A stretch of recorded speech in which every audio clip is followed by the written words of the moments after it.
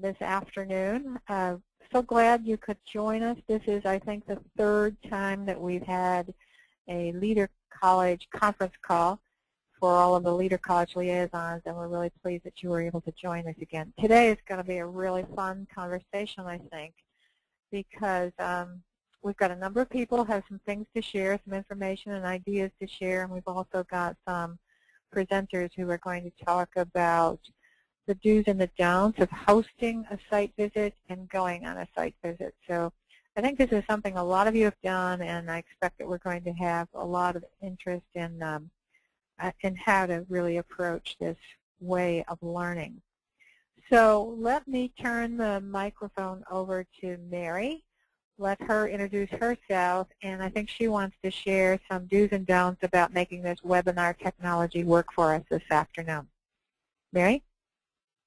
Hi, everybody. This is Mary Cipollone. As most of you probably know by now, I'm the graduate intern with Achieving the Dream, and I'm excited to help organize this webinar today.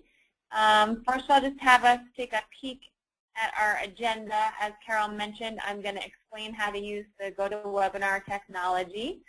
We are going to have 7 minutes to talk about leading by example, our segment on the conference calls that highlights the good work that all of our leader colleges are doing. Then we're going to have our primary topics for today, hosting a site visit, and we have 2 wonderful panelists that are going to join us for that conversation. And we have 10 minutes at the end for Achieving the Dream business. Okay, so just to give those of you who are not familiar with this software some pointers about using the webinar software. Okay, so first of all, I wanted to share a couple of things that have been happening at some of the leader colleges.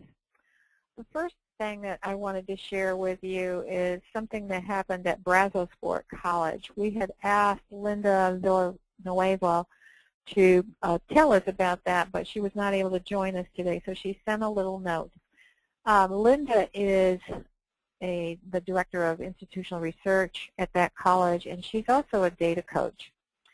When we had, the last time we had coaches and data coaches come together in a retreat format, they were talking about the variety of equity resource tools that we had in the Equity Resources Center, which is on the Achieving the Dream website. And there was good discussion about how some of these tools were better than others. There's one on there some of you may have seen before. It's a video of David Dodson, who's the president of MDC, delivering a presentation about what structural inequity is and how we are applying that concept in Achieving the Dream in order to create greater equity across our campuses. The criticism was that that was thrown together a little too quickly, that it was largely a talking head kind of presentation, and it was, although it had tremendous content, it was not the kind of tool that was easy for people to hold people's attention.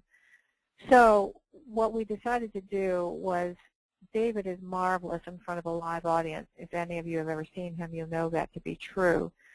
So Brazosport volunteered to bring David to their campus in September of this year to do a live presentation about what structural inequity was to their whole faculty, and then to do a couple of follow-up breakout sessions with their faculty, all of which Brazosport videotaped. And they're in the process of editing all those videotapes, and they're going to put together a new version of this equity tool that will be available to any college that wants to use it in the Achieve the Dream network. It's not quite ready yet, but we expect to have it soon. So we really wanted to give a shout out to Brazosport for showing their leadership as a leader college and taking this on. They are the ones that are paying for the editing, for the filming, and everything like that. They paid for David's way to come and do the presentation. So we're extremely grateful to that college for doing that, and wanted to share with you both that information as an example of how one college is trying to live up to the leader college roles and responsibilities, and also give you a heads up of a new tool that's going to be available soon.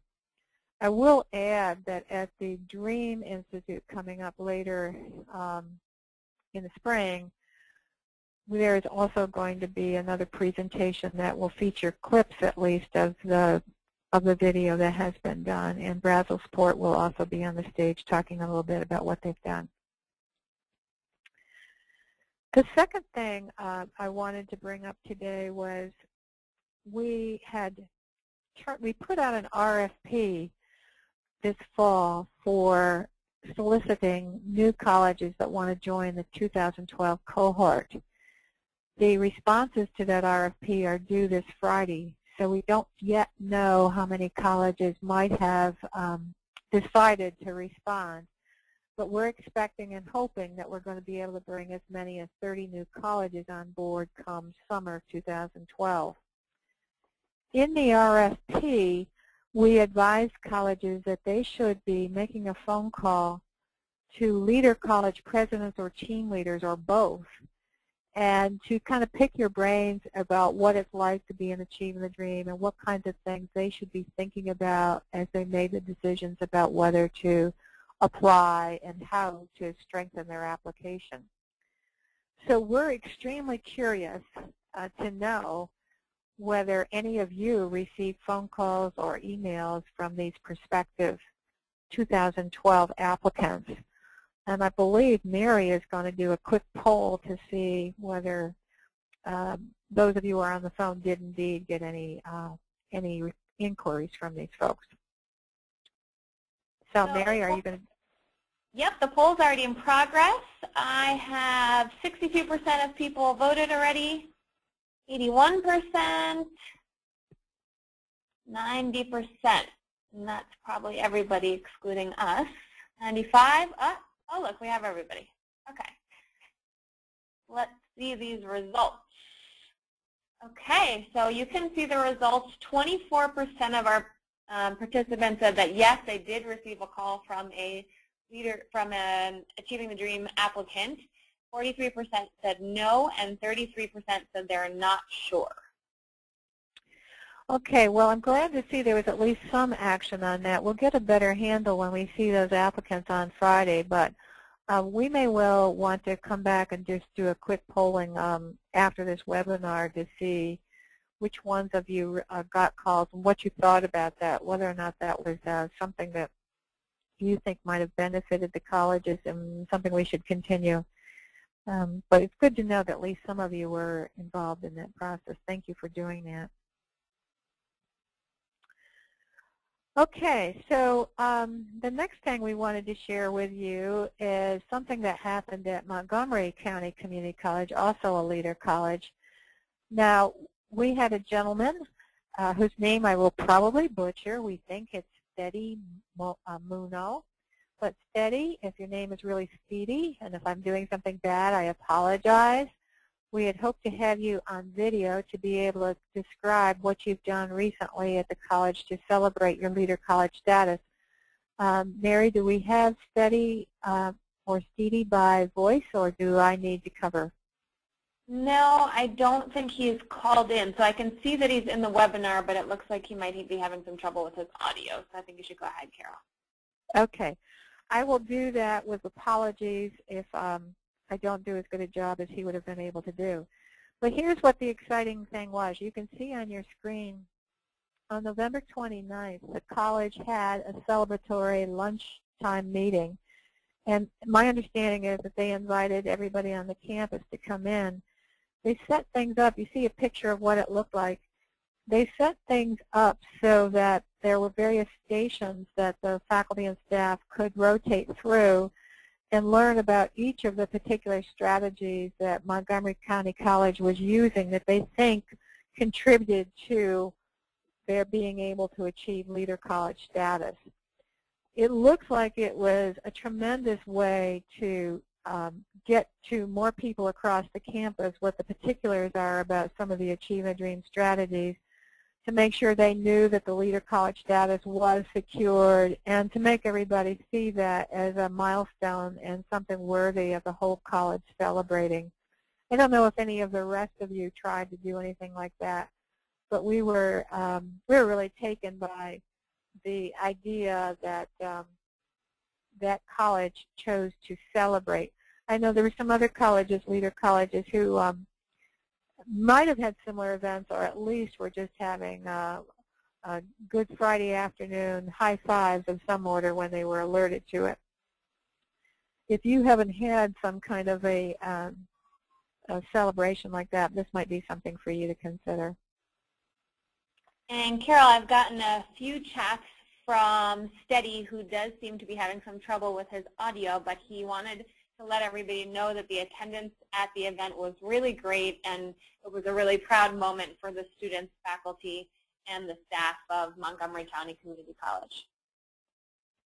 That's great to hear. I was impressed that they did it all in within 1 hour's time, so it didn't have to be a big, huge chunk of anybody's commitment to show up, but obviously from the picture it was well organized and people were ready to do the briefings that they did, so it's a really exciting model. Thank you so much for sharing that with us. The next thing we wanted to do is to introduce Elizabeth Bugaigas, who is with Northampton Community College. And Elizabeth has a question about some things she's been doing at her college around the equity issues. And I think we have the ability to turn her mic on and let her say to you what she would like to ask about some of the work that she's doing. Is this true? Can we get Elizabeth on the line? Yes, I'm on the line. Thank you. Can you hear me? Yes, we can. Yeah, go ahead, Elizabeth. First, I want to thank you for setting up this new listserv. I've been looking forward to having that opportunity to be able to send out a message nationwide and get some input. And I did ask 2 questions through the listserv. And many of you responded to my question about your college success courses. I had many helpful responses, so thank you very much on that one. The second question, I don't think I got any responses on, and it relates to something mentioned just a few moments ago, the topic of equity.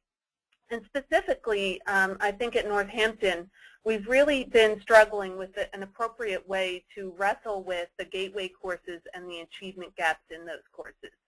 And I looked at the Equity Resource Center on the ATD website and found some very interesting materials which prompted some conversations with faculty who teach the gateway courses that have very persistent achievement gaps. And my question really is this for this group. Does the concept of equity as presented in the ATD materials apply to the classroom setting, pedagogically and instructionally? I think it's quite clear to me how we could look at special programs like ACT 101, mentoring, or supplemental instruction as ways to get at the equity question. But I wondered if any of you had strategies, ideas, or just a brainstorm about how or if the concept of equity applies to day-to-day work in the classroom and what that would look like. Elizabeth, I can see that Debbie King has her hand raised, so I'm going to unmute her, assuming that she wants to respond to your question. Debbie, am I correct? Oh, nope, Debbie put her hand down. Debbie, did you want to speak? Okay. If anybody else has any responses, you can feel free to type them in the question pane, or you can go ahead and raise your hand. The other thing we can do is have you follow up with Elizabeth afterwards, and I can put her email address in the webinar materials. This sounds like this would be a good ongoing question for the listserv, where we could have people could take some time to respond. Debbie might have put her hand up temporarily because I know they've done some really interesting things at Phillips where they've the faculty and staff have read various books together, books having to deal with racism and poverty, and they've used those as opportunities to talk about equity issues and other concerns that have helped the whole college think differently about these concepts and how it applies to their everyday work. So maybe if we give Debbie some time to think about it, she may be able to give a little bit more response about how that has played out in the classroom, if it has, and particularly with the professors and so forth, how they're thinking about the pedagogy. Elizabeth, I think you put your finger on something really important and worthy of probably a longer conversation than what we're able to do via this webinar today. Well, I appreciate being able to throw it out in this format, and it is a question I think takes some time to think about, but I appreciate the airtime and would look forward to people emailing me with some ideas. If we get some response on this, Elizabeth, maybe we can create some time on the next leader call to talk about what you were, what was shared with you from various people who might have emailed or used listserv. We'll see how that goes, okay? Thank you. Okay, great. Okay, so with that, I guess it's time for us to turn to the main act today, the thing that we wanted to focus a lot of attention on, the topic of hosting a site visit from other colleges. We encourage HED colleges to go visit each other from the minute we start talking to colleges, when they first apply to Achieving the Dream, when they're in the planning year, and so forth. So our bias is that people learn best when they're right there in the trenches and see how others have done the work that have on other campuses. So today we're pleased that Lydia Tena from El Paso and Greg Hodges from Patrick Henry have both agreed to share what their experiences have been in leading or attending a site visit. So Mary is going to advance some slides about this topic, but we're not sure exactly if the conversation will match perfectly what the slides say. The slides are going to have some do's and don'ts about hosting a site visit and making a site visit. So you're going to have a record of all the thoughts that Lydia and Greg have already put together. But for this next few minutes, 20 minutes or so on the call, what we wanted to do is have more of a conversational style, and we'll see whether or not Mary finds a slide that matches what Lydia and Greg are telling us. But Lydia and Greg, what I wanted to do was just kind of first start with a softball question to you, and then maybe keep on asking you questions to comment on. The first one is just why might a college want to either host a site visit or attend one, and what do they tend to look like in your experience? Are they multiple day events? Are they single day? Just from your experience, why do it and what does it look like? So Lydia, do you want to start with that one? Yes, I'd be happy to do so, Carol. A normal site visit for us is usually a 2-day event. We try to set up the site visit based on what the interest is from the visiting team. So we definitely try to gather from them what it is that they're interested in, what they're looking at, what we might have that might be something pertinent to, what they've been discussing at their institution. And we learn as much from them as they learn from us. So for us, it's a win-win, and we're extremely pleased every time we get a contact and somebody wanting to come visit us. We feel truly honored, and we try to make sure that they are getting from us all of the information that we can provide, and not just the good information, all of the wonderful successes, but also the challenges that we face, and what brought us to where we are right now, and the conversations that we had, and all of the different people that we have involved, and how we've brought that together. So we hope that it's a very a give and take type of setting where they also are able to share with us what they're doing, and we encourage that type of dialogue all the time. Greg, would you like to add anything to that?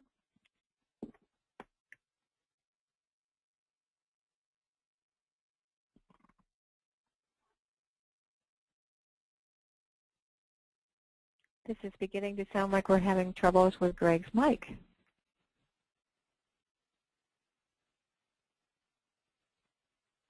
Greg, it looks like your phone is unmuted and you're connected. Is your personal phone that you're on muted? We heard you loud and clear before we broadcasted.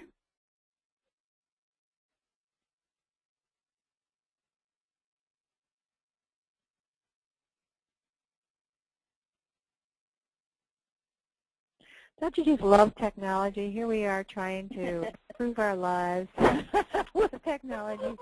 And then just when we want it, it says, bye-bye, doesn't want to work with us. Oh, goodness. Well, I'm happy to elaborate a little bit more while we get Greg on, if you'd like. Well, good. Yeah. You can see this. You can see the slide, Lydia, that Mary put up with some of the do's. I see where you were really getting at some of these. When you said the give and take, I'm struck here by one of the do's that you've come up with in terms of asking the visiting college to send questions ahead of time so that your faculty and staff can be thinking about them.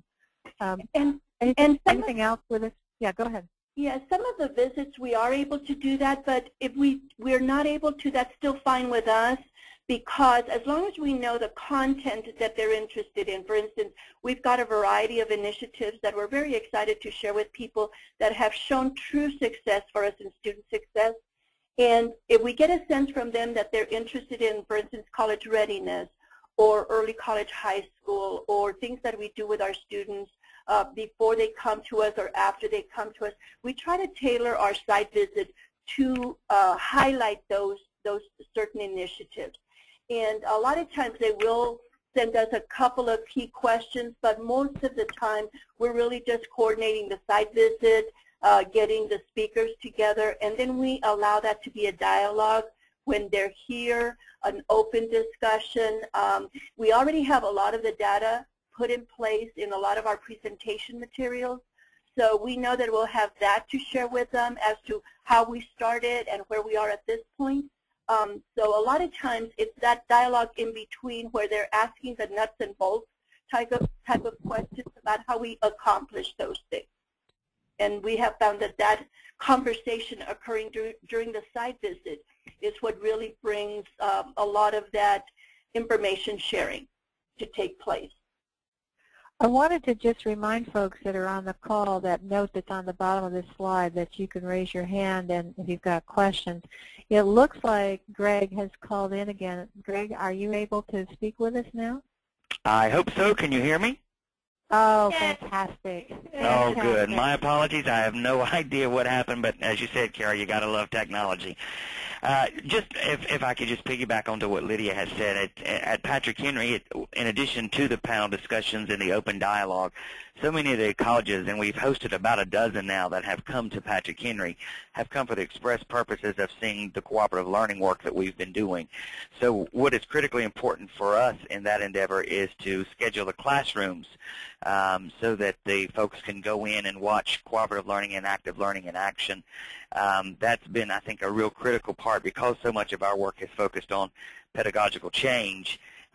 Being able to delve right into the middle of a cooperative learning classroom has been critically important for the institutions that have come to us. So that puts another spin on just the whole organizational piece of things. It's scheduling the classrooms, the faculty, making sure you're not showing up on a test day and things like that. Well, that raises a question in my mind. I know that El Paso and Patrick Henry have been getting lots of requests for people to come visit because every time you get, a little publicity about what you're doing, it really spreads the word and people want to come see what you're up to. So don't your faculty and staff get angry with you and say, for Pete's sakes, will you stop sending these people here and interrupting what I'm trying to do? How do you deal, how are these visits received by your everyday faculty and staff? And if there is any resistance, how do you address that? What do you do? Well, from Patrick Henry's perspective, I haven't heard that from any faculty. Now, that's not to say they aren't saying it behind my back, but I certainly haven't heard that from anyone. But having said that, we have tried very hard to make sure that we don't visit the same one or two faculty every time as well, because all of our full-time faculty have been trained and most are utilizing the cooperative learning pedagogy. We have a wide pool of places where we can go and visit. And again, we try to tailor that to the needs of the college. If they're looking specifically at math and science, those are the classrooms we'll go visit. If they're looking at arts and sciences in general, there's more options. for us, it just becomes an easier thing to make sure that we're not visiting the same faculty members 6 times a semester. I think if that were the case, they may get resentful. We usually limit a faculty visit to no more than twice a semester, and usually even once if we can, if that works out. And in El Carol, I have Paso, a question here from Lisa that relates to that topic. Lisa Dresner is asking, how does an outsider observing a class change the dynamics? Do you need to get the students' permission first? That's a great question, and there have been requests at times to video or take pictures of some of the things that are happening, and we don't allow that for those very reasons. We are just silent observers, and we don't stay in there for a whole hour and a half or for a 3-hour if it's an evening class. We're in and out in about 20 minutes. The point of the visits in the classrooms is to see cooperative learning in action. Patrick Henry hosts an annual Cooperative Learning Institute, and many times colleges will want to come and visit and see cooperative learning in action before they commit the funds to send faculty to be trained. So this is an in and out type situation where they can see cooperative learning in action, see some of our strategies in place, and then we can go back to the meeting room and begin to brainstorm and talk at length about some of the panel discussion issues. So it's not a situation where we're in there for an extended period of time. Do either of your institutions have policies in place about how often you will play host? Do you have budgets that do people ever ask you, how are we paying for all of this? Do you have policies about how visiting colleges might have to make a contribution towards anything that is your expense? well, Lydia, do you want to go ahead, Lydia? In El Paso, we do not have a policy as to a specific number that we are willing to host. We will host anybody that is asking to come visit us, and we're very happy to do so. And I will tell you, we've had such great success in those site visits and support from our top administration, our president and vice president, that we really did not have a budget at all. We were just using accounts as we needed to for, hosting. But just last year, our vice president of instruction did create a budget for us for just Achieving the Dream for hosting and put some funds in there with the recognition that it was probably not enough funds, but if we needed more, just to let them know, and they would provide some more. So that support is what allows us to bring in these site teams, but also to bring in the staff that are going to be presenting the information, because they know that it is truly supported and that those activities will be recognized and appreciated. And our staff have not shown any resistance in the number of times that they're asked to come forward. They're happy to do so. Now, what we've tried to do a couple of times, because they have had several times that we've tried to pull it together a little too quickly, so we try to give them a little bit more lead time so that they can schedule themselves accordingly. And a couple of times we've even tried to bring in a couple of teams at the same time, which has worked when it's common teams that have common interests, and other times it hasn't worked as well. So those are different things to look at, the pros and cons as to how we want to structure these site visits. So we're back to wanting to just do it as individual teams so that we can dedicate enough time to each one. And I don't know if you've got more, Greg, that you might want to add. I think you've covered it nicely, Lydia. We at Patrick Henry, we have an organization called SCALE, Southern Center for Active Learning Excellence, that we created out of our Achieve the Dream and DEI work that looks at the training and does training across the country and here locally. And we use that account, that business to fund, that is set up under our foundation to fund all of the visits that we host and attend as well. I know we've got Joyce Romano from Valencia Community College who wanted to join the conversation. Joyce, go ahead. Thank you. Can you hear me? Yes. Yes. Yeah, okay, good. I just wanted to share, similar to what Lydia and Greg were saying, is that we've set up kind of a mini infrastructure for the requests that we get as well. I'm probably not quite as generous as what Lydia was describing. I do hold it to a 1 day.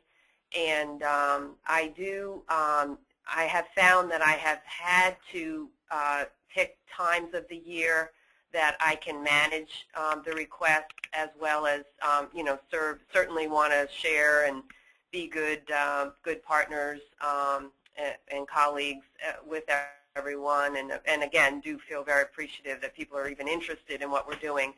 But the numbers just got so overwhelming, not necessarily just through ATD, but actually started back in our learning-centered work back around 2000, 2002. So anyway, just to share what we do is I tell people who contact me any time of the year that I will host visits in February, June, and October.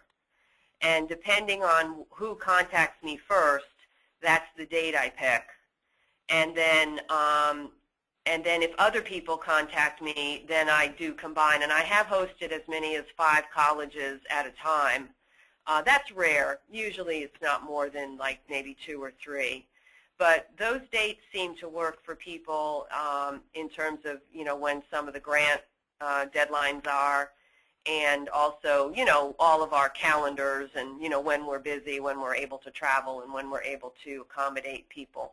But besides that, I do, like Lydia said, I find out what they're interested in, and depending on that, I pretty much pick a day that I personally will be the host for it.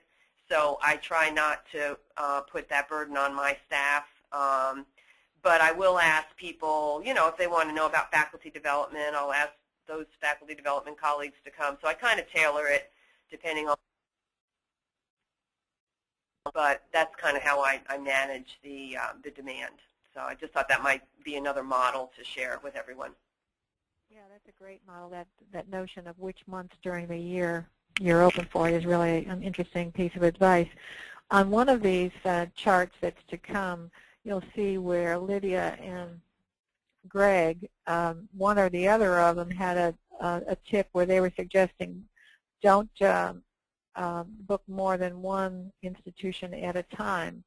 And it sounds like you at Valencia have had some success doing more than one, and Lydia mentioned that she's done it a couple of times too. But it does sound like it complicates things for everybody involved, making sure that you're serving everybody's interests.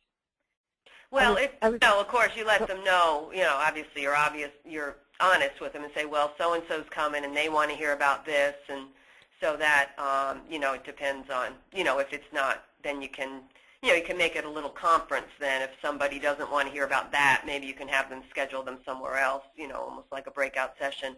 But the other thing I meant to share, too, in terms of resources is one of the things I've learned to do is some of the materials that we produce regularly for our students that people are interested in, I have adopted the habit of saving last year's, like when I have leftovers. So, for example, we have our student life map planner, we have a faculty life map planner, we have faculty development materials, different things like that. So a lot of times when people are looking for examples, you don't really need the one that you have right now. The one last year serves the purpose just as well, and that's a way to conserve resources. But besides that, as far as hosting, I don't really take any responsibility for providing lunch or, refreshments or anything like that. I kind of play it by ear. Sometimes I have bought lunch for people. It kind of depends on, the situation.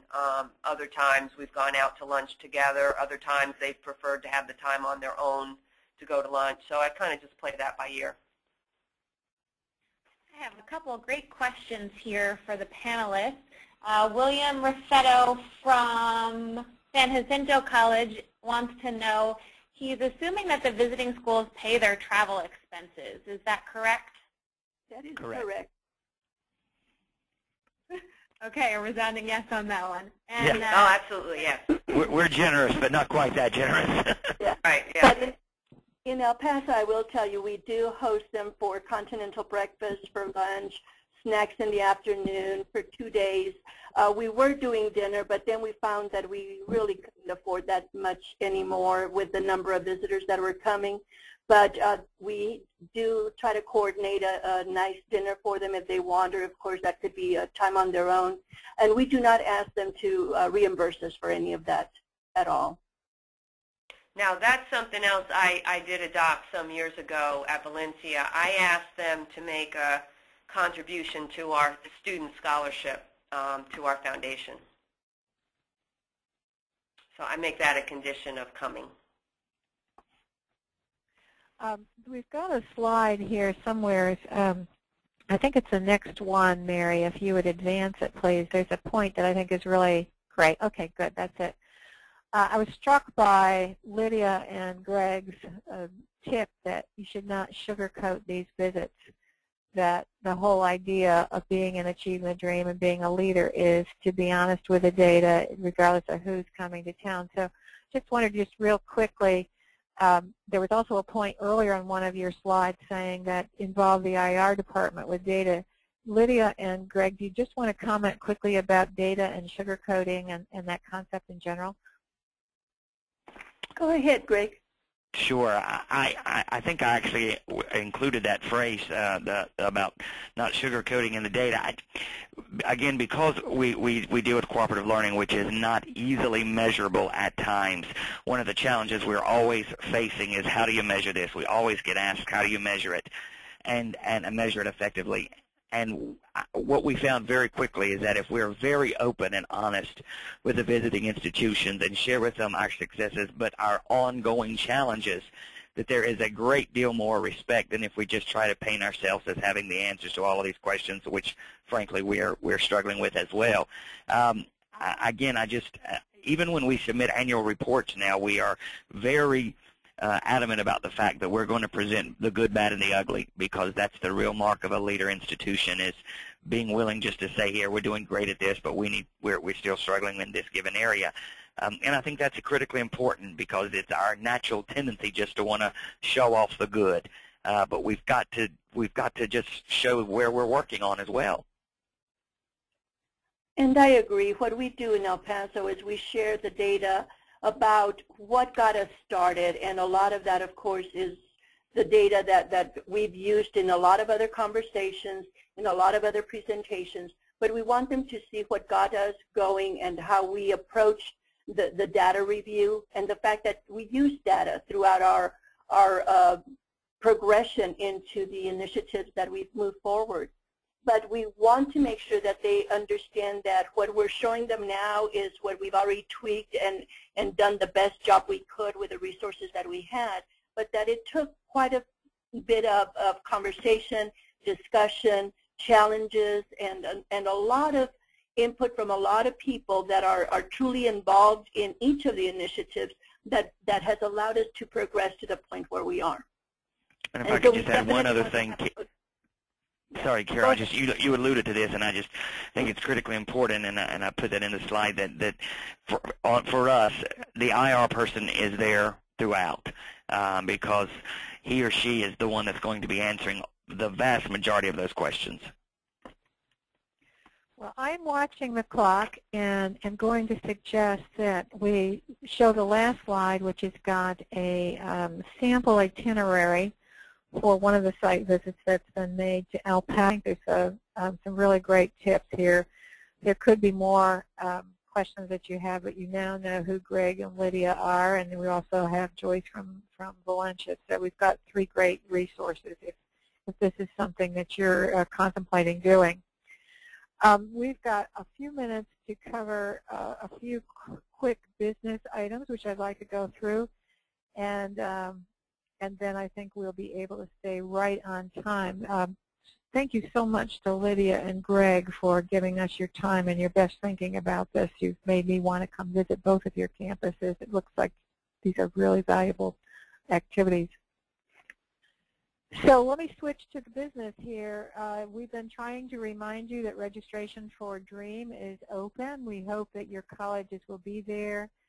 Most all of you by now should know whether or not your concurrent workshop proposals were accepted, and if there's any confusion yet about whether it was or was not accepted, just drop us a note, drop me a note if you want to, and we'll make sure that you get the word. We did send out notices, AACC sent notices to everybody about that status. I do want to let you know that we're expecting your presidents and CEOs to come to the DREAM Institute.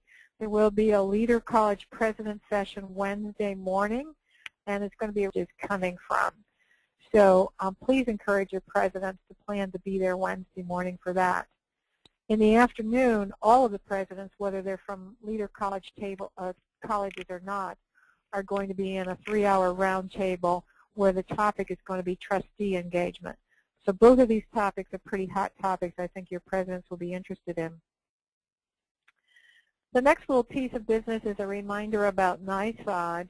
And we have got Chris Spradlin on the line, who has been working for us and trying to put a session together at NYSOD.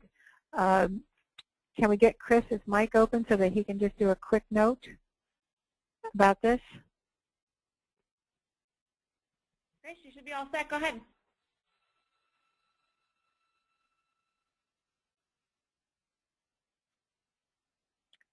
Okay, so we're having problems there, but here's the information on the NYSOD meeting.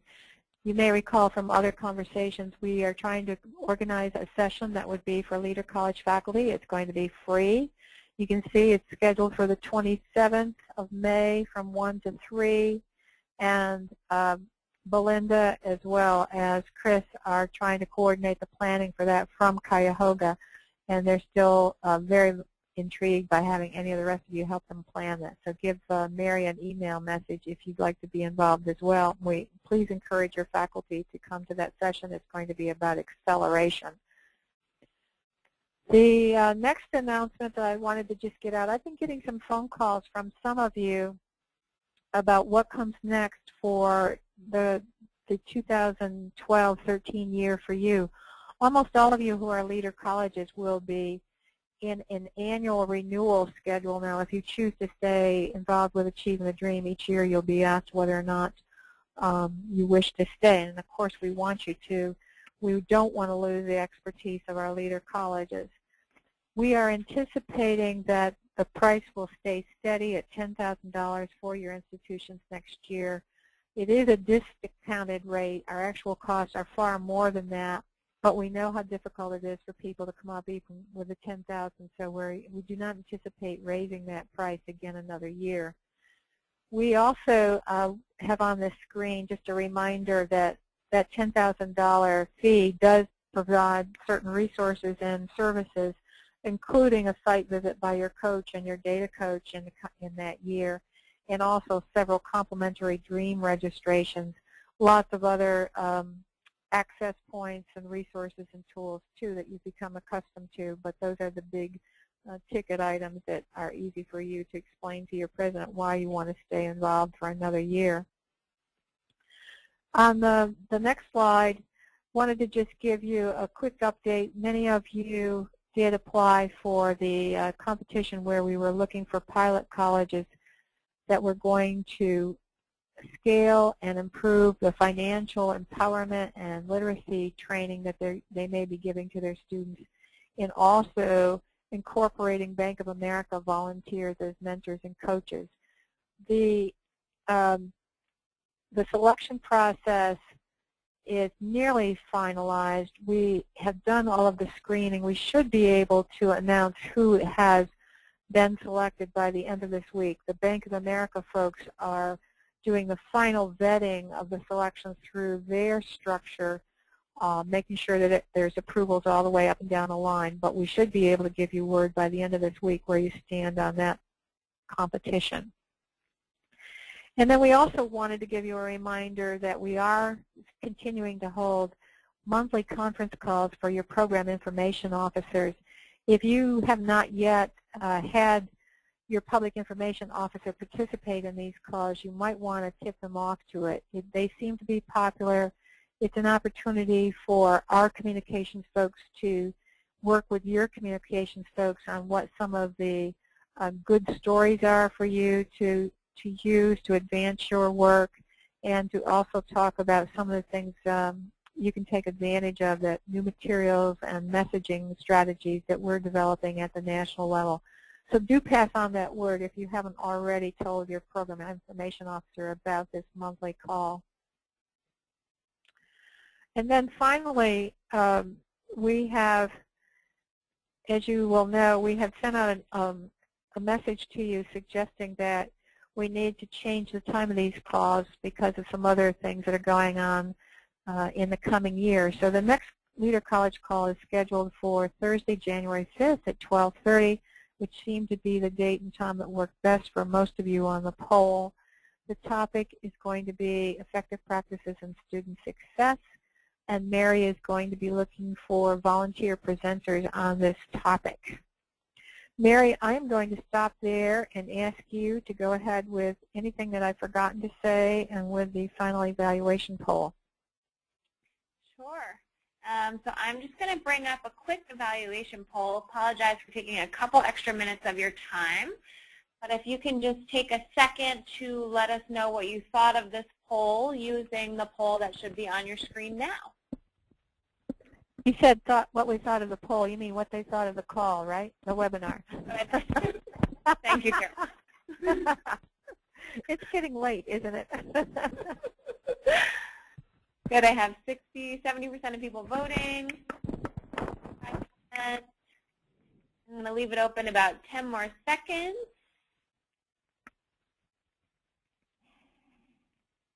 See if we can get a couple more people to chime in. All right, let's take a look at the results. 88% of you said that this call was useful and informative. 71% said they expect to continue participating in this call monthly. 76% enjoyed the webinar format despite the occasional technical difficulty.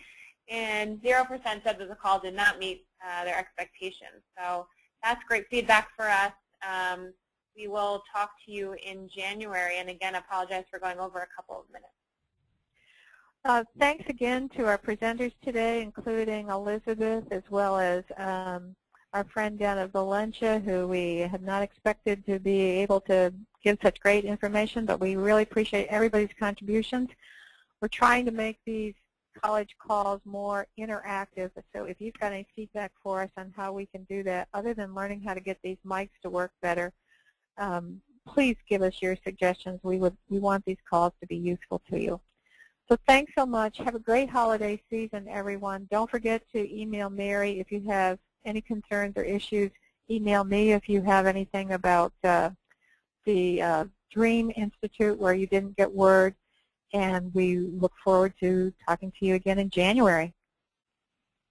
Bye-bye. Thank you. Bye-bye. Bye-bye, everyone.